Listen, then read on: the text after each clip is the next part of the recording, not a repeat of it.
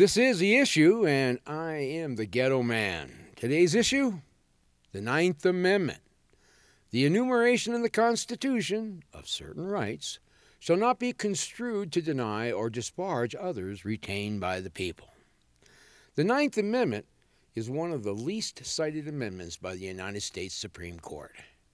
It is also the most controversial, confusing, and unfortunately one of the most misunderstood amendments within the Bill of Rights.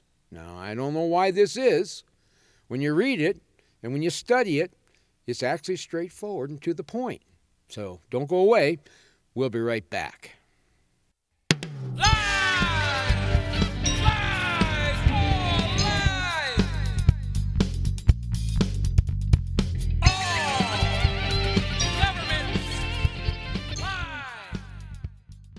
The Ninth Amendment is an extremely important amendment. What it does is it places the government on notice that even though an inalienable right is not enumerated, in other words, written down in the Constitution, that right is still protected. The Ninth Amendment prohibits all three branches of government from violating a citizen's inalienable rights. Now, the Ninth Amendment is divided into two parts. First, the enumeration of rights clause, which states that there are certain inalienable rights that belong to we the people, which are specifically listed. They're enumerated in the Constitution and the Bill of Rights. The second, the rights retained by the people clause, states that any right that naturally belongs to a human being and is not specifically identified, enumerated, written down in the Constitution, is still protected from government regulation and control. The Ninth Amendment is an extremely important amendment. Without it, there can be no freedom of anything, just regulation and control. The Ninth Amendment addresses a person's inalienable right to exist. What are inalienable rights anyway, and why should any of us care? Well, an inalienable right is a natural right. They are rights that belong to all of us just because we're human beings living on planet Earth. They are natural rights. They are rights that are connected to the external and internal, the physical and spiritual things that all human beings need to exist and thrive on this planet. The things necessary to sustain our lives, our liberty, and our individual pursuit of happiness. When defining the word inalienable, sometimes you'll see the word unalienable used in lieu of the word inalienable. Now, for the record, these are synonymous terms, and as you will see, they do mean the same thing. Inalienable, not subject to alienation. The characteristics of those things which cannot be bought or sold or transferred from one person to another, such as rivers and public highways, and certain personal rights. For example, liberty. This comes from Black's Law Dictionary. You see, you can't transfer your right to liberty to someone else. Why? Because every person in the United States already has his or her own right to liberty. Inalienable, a word denoting the condition of those things, the property of which cannot be lawfully transferred from one person to another. There are also many rights which are inalienable, as the rights of liberty or speech. Bovier's Law Dictionary. Unalienable means inalienable. See, these two terms mean the same thing. Inalienable, incapable of being aliened, that is, sold and transferred. Inalienable rights, rights which can never be abridged because they are so fundamental. Black's Law Dictionary. Are you starting to get the picture here? Unalienable, incapable of being transferred. The natural rights of life and liberty are unalienable. Bovier's Law Dictionary. You see, you can't transfer your right to freedom of speech to someone else. Why? Same reason as before, because everyone in the U.S. already has his or her own right to freedom of speech. You see, an inalienable right is property. It belongs to you. It extends from you. In fact, it is you. It encompasses everything that makes you, you. An inalienable right cannot be sold or transferred to anyone else. It's a gift from God for some people and a gift of nature to others. An inalienable right is yours and yours alone and cannot be taken from you except by due process of law. As an example, being convicted of a crime, you lose your life, liberty, and property as a punishment, don't you? That's the only time that the government can touch that right. The Ninth Amendment reserves all known and unknown inalienable rights that are not enumerated, written down in the U.S. Constitution, the Bill of Rights. Because of this, this makes the Ninth Amendment an extremely important amendment indeed. Let's read it again. The enumeration in the Constitution of certain rights shall not be construed to deny or disparage others retained by the people. Ninth Amendment, U.S. Constitution.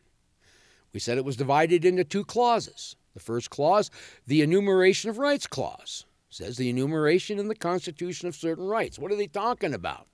They're talking about the rights that are written in the Constitution. And you can go down there and read them for yourself. You know, freedom of speech, freedom of religion, freedom of press, freedom of assembly. And this is the First Amendment, written down in the First Amendment. And the right to keep and bear arms, you'll find that written down in the Second Amendment. The right to counsel, trial by jury, Sixth Amendment, and that sort of thing. Those inalienable rights that are clearly enumerated in the first 8 amendments. That's what the enumeration of rights clause represents. We go to the second clause, which is the rights retained by the people clause, shall not be construed to deny or disparage others retained by the people. Okay, the Ninth Amendment clearly states that any right not enumerated, that's not listed there, written down in the U.S. Constitution, is retained by who? It is retained by the people. And who are the people? That's you and me. Those rights are retained by you and me. They belong to us. How many inalienable rights do we have anyway? Well, I can assure you, you have more inalienable rights than I can cover in this video. In fact, the amount of inalienable rights that you have are unlimited. It just goes on and on. Now, I'll give you a few examples of what an inalienable right is, but you can take this list on and on to eternity. An inalienable right would be like presumption of innocence in a criminal case. That's an inalienable right. The right to travel within a country. That's an inalienable right. The right to privacy. The right to food. The right to medicine of your choice. The right to breathe. That's an inalienable right. The right to reproduce as a human being. The right to choose what you put into your own body. The right to choose what you can put on your body. The right to marry, marital privacy. The right to raise your children the way you see fit. The right to homeschool your children. The right to think freely. The right to read whatever you want to read. The right to write something down, to write a book on any subject that you want. The right to educate yourself on any subject that you want. The right to choose where you live, the right to contract, the right to pursue a job, a career, the arts. And like I said, the list goes on and on and on. Basically, the right to do whatever your heart's desire. The right to be who you are. Now, providing that you don't violate the life, liberty, or property of another person while in pursuit of your own happiness. Now, the Founding Fathers understood this, so they only delegated certain powers, limited powers, to our servant government. Powers that were specifically spelled out in the Constitution so that there would be no misunderstanding as to what government's duties are, which is serving we the people, to serve us. So, in other words, if the U.S. Constitution did not specifically authorize the government to do something, then the government can't do it, period. End of story. The powers not delegated to the federal government and the unenumerated inalienable rights not listed in the Constitution are off limits to government. These rights are retained by you and me, the people. And the federal government cannot touch our rights beyond due process of law. Government's job is to protect our rights and to expand on those rights whenever possible. More freedom, more justice, not less. Not to infringe or curtail our rights. The Ninth Amendment is about freedom. It's about protecting our lives, our personal liberty, and our rights to property. In 1787, after the Constitutional Convention in Philadelphia, the Constitution was submitted to the states for ratification. There were many concerns voiced, saying that the Constitution did not specifically protect the inalienable natural rights of the people. The Anti-Federalist Party claimed that unless certain inalienable rights were listed in a Bill of Rights, the government could and would easily claim these rights and abuse the people. Thomas Jefferson, Patrick Henry, and George Mason all felt the same on this issue. James Madison, George Washington, John Adams, and Alexander Hamilton, the Federalist Party, all believed that the Constitution didn't give the government the right to do anything that was not specifically delegated in it. They believed that a Bill of Rights was unnecessary and could even be dangerous. Why?